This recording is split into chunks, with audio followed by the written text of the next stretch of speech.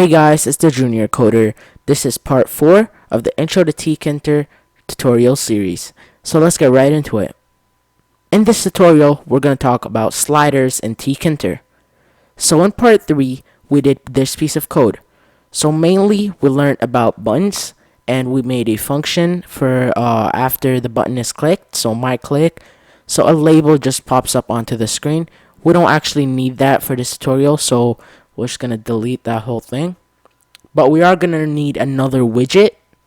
So let's just call it, we'll do two. So horizontal and vertical. Horizontal. That is called a scale. Not a slider, but a scale. And then it is in the root.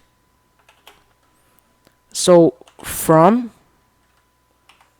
0, it always starts from 0. So the from actually has this thing right here. Then 2. We'll do 200. So you actually have to use an equal sign.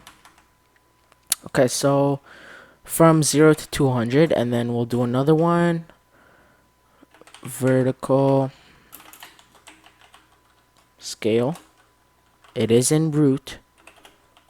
From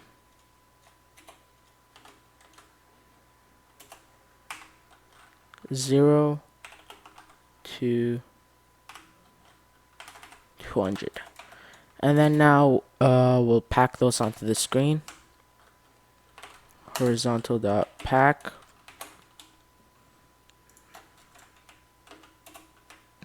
Vertical dot pack. So now when we run it, we should see two a horizontal and a vertical slider. So let's run it. So both are vertical because there's no way the program knows which one's vertical, which one's horizontal. So the horizontal one, you have to add another one. Orient equals horizontal. This should work.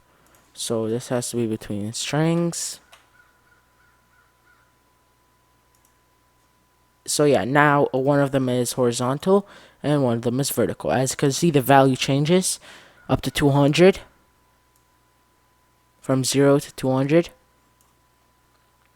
So yeah, that's it for this video. If you guys learned something, don't forget to like, share, and subscribe to my channel. Keep a lookout for more videos in this TKinter series, and I'll see you next time. Bye.